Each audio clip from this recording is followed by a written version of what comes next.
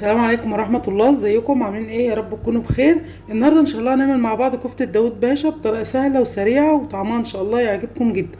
معايا هنا نص كيلو لحمة مفرومة، وجبت هنا بصلة كبيرة كده ضربتها في الكبة نعمتها يعني.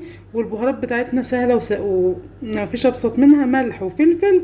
وعندي هنا بهارات مشكلة، دي السبع بهارات، وانا رشة كزبرة ناشفة. بس كده شايفين سهلة ازاي؟ وعايزة اقول لكم بقى طعمها حلو جدا. تمام، هنزل هنا بالبصل اللي انا نعمته. بسم الله. هي دي بصلايه كبيره.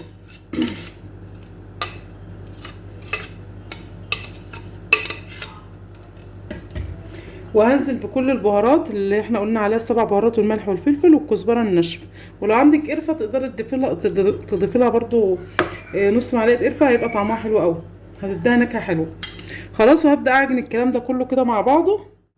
خلاص كده عجنتها كلها مع بعضها لحد ما حسيت ان طلع منها خيوط كده وبقت معايا زي العجينه، زي ما انتم شايفينها كده. هدخلها التلاجة واسيبها نص ساعه، بعد نص ساعه ان شاء الله نرجع نكمل الوصفه مع بعض. خلاص كده تمام، بعد ما سبتها في التلاجة تقريبا نص ساعه او كمان تقريبا قعدت معايا ساعه، لان انشغلت في حاجه يعني وسبتها.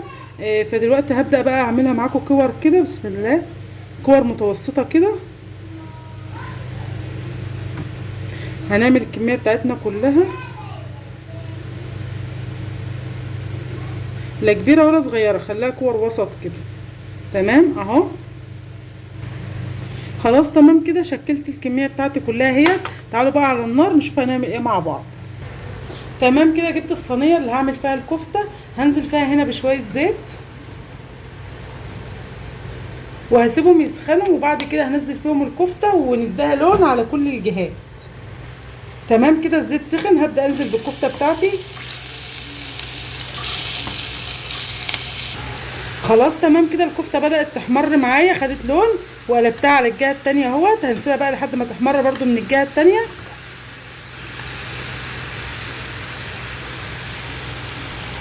خلاص تمام كده، هبدا اطلع الكفته بعد ما خدت اللون اللي انا عايزاه.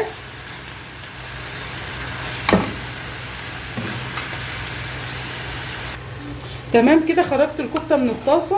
معايا هنا كده نص معلقه توم مفروم، هبدا انزل بيه لحد بس ما التوم يطلع ريحته. خلاص كده التوم خد اللون اللي انا عايزاه، هنزل عليه بمعلقتين من الصلصه وهقلبهم كده مع التوم.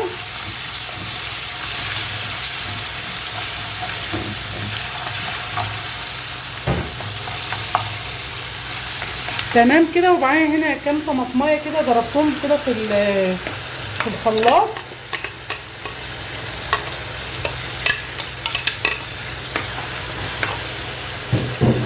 وهقلب.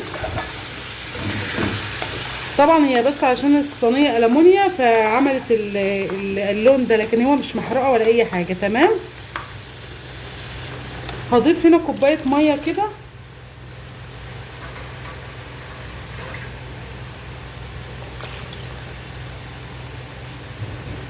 وهقلب. خلاص كده هحط البهارات، هحط بهارات 7 من اللي احنا حطيناها على الكفته، وهحط برضو شويه فلفل اسمر بس صغيرين، وطبعا هحط رشه ملح برضو مش هكتر عشان الكفته فيها ملح. تمام كده، بدات تغلي معايا، هبدا انزل بالكفته بتاعتنا تاني. بسم الله.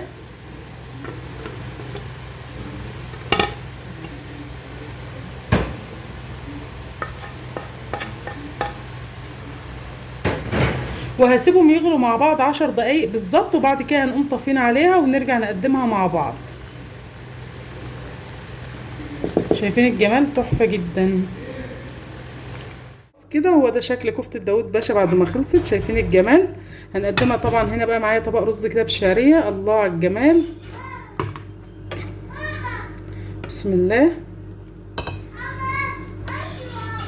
اه. خلاص كده قدمتها زي ما انتم شايفينها كده، ما شاء الله جميله جدا. قدمتها طبعا جنب رز بشعريه، تقدري تقدميها جنب رز ابيض عادي. وغرفت طبعا هنا لوحده. وهو ده شكل كفته داوود باشا معايا. يا رب يكون عجبكم، ولو عجبكم الفيديو بتاعي ما تنسونيش اشتراك في القناه وشير، واشوفكم فيديو جديد. مع السلامه.